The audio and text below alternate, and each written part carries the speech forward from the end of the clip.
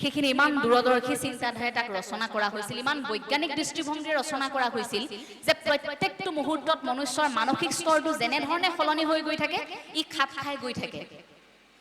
মানুহ আমাৰ বয়স হৈছে এদিন মৃত্যু হ'ম, কিন্তু শেষ মুহূৰ্তলৈকে, জন্মৰ পৰা মৃত্যুলৈকে প্ৰতি মুহূৰ্তত সেই ভাগৱতখনে আপোনাক মোক সহায় কৰে। আমাৰ জীৱনৰ সমস্যাৰ সমাধান সেই ভাগৱতে দিয়ে, আমাৰ জীৱনৰ প্ৰশ্নৰ উত্তৰ সেই গীতাৰ মনোবিজ্ঞানে আপোনাক মোক দি গৈছে। গতিকে আমাৰ হাতত সমল আছে, আমাৰ হাতত শক্তি আছে, আপুনি মই মাত্ৰ এতিয়া আগবাঢ়িব লাগে। আগবাঢ়িব এইবাবেই লাগে, এই হৃদয়ত থকা শক্তিটো ক'ৰবাত যদি দুৰ্বল হয় সেইখিনি শক্তিশালী কৰিব লাগে। গতিকে গুৰুজনাই দেখুৱাই থৈ যোৱা পথটো তেনেধৰণৰ। গুৰুজনাই সেই ভক্তিৰ 9টা লক্ষণৰ কথা কৈ থৈ গৈছিল। শ্ৰৱণ আৰু কীৰ্তন আপোনালোক প্ৰত্যেকেই জানে। শ্ৰৱণ কীৰ্তন তাক মুখ্য হিচাপে লোৱা হৈছিল, তাৰ উপৰি অৰ্চন, বন্দন, স্মৰণ, পদসেৱন, দাস্য, সখিত্ব, দেশ নিবেদন।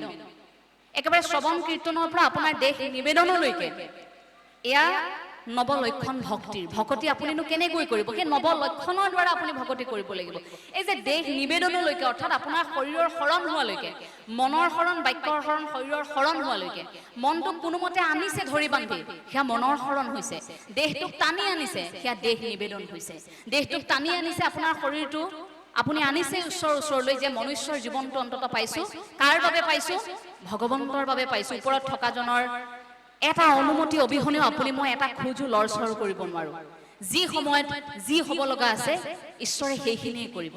গতিকে ঈশ্বৰৰ অনুমতিত আপুনি মই পৃথিৱীলৈ আহিছো, তাৰ বাবে এই শৰীৰটো প্ৰথম ঈশ্বৰৰ ওচৰত অনাটো আমাৰ প্ৰধান আৰু প্ৰথম কৰ্তব্য। যে অন্তত তুমি প্ৰভু আমাক এই মনুষ্যৰ জীৱনটো দিলা, এতিয়া তোমাৰ ওচৰত আমি শৰণ লৈছো, বাকীখিনি সময় তুমি আমাক পাৰ কৰি নিবা। ঈশ্বৰে যি সময়ত আমি বিচাৰো সেই সময়তে আপোনাক মোক দিয়ে।